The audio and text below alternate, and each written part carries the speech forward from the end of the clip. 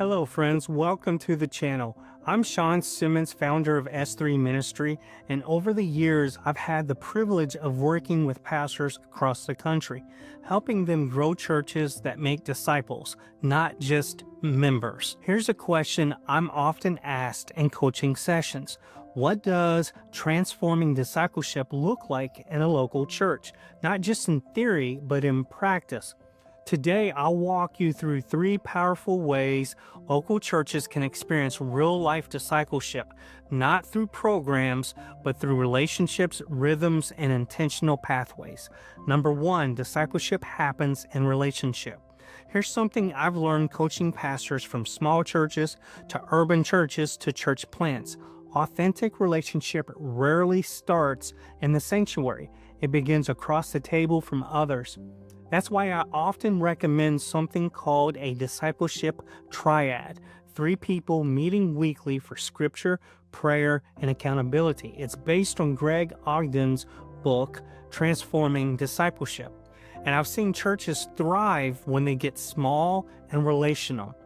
In one church I worked with, they transitioned from Sunday school classes to weekly triads.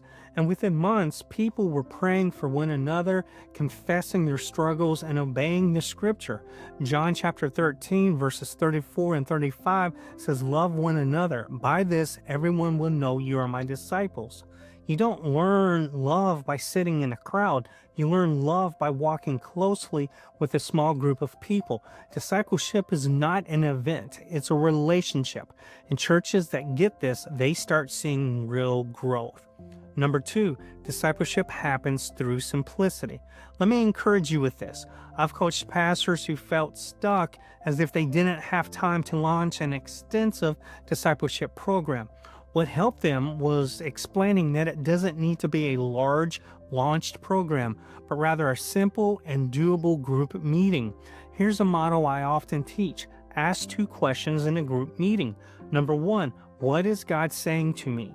Number 2, what am I going to do about it?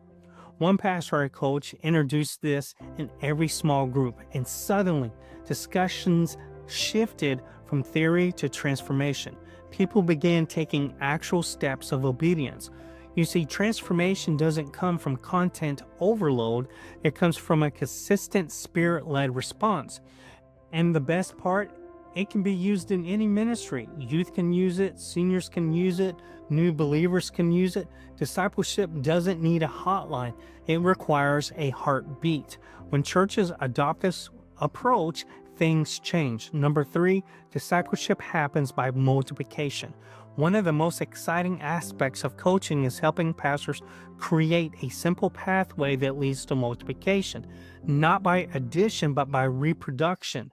I'll never forget a church I worked with where a single layperson who had never attended seminary started discipling one young man. Within a year, that young man was discipling 2 others. That's not theory, that's legacy. 2 Timothy 2:2 tells us to entrust to reliable people who will also be qualified to teach others. Here's the pattern I help churches implement. Invite, train, model, equip, and multiply. And you don't need a staff of 10 to do this, just a willingness to release people into purpose. If your disciples aren't making disciples, it's time to reimagine the system. So what does transforming discipleship look like in your local church? Number 1, it begins in small, intentional relationships. Number 2, it stays simple and actionable for everyone. And number 3, it multiplies through shared responsibility. If you're a pastor trying to build this type of culture, but you feel like you're spinning your wheels, trust me, you're not alone. That's why I started coaching pastors. If you'd like to discuss with me what this could look like in your church, please don't hesitate to contact me. Drop a comment below. What's one way your church is currently investing in discipleship? If you enjoyed this video, you'll want to watch this video next, where I explain the difference between a Christian and a disciple.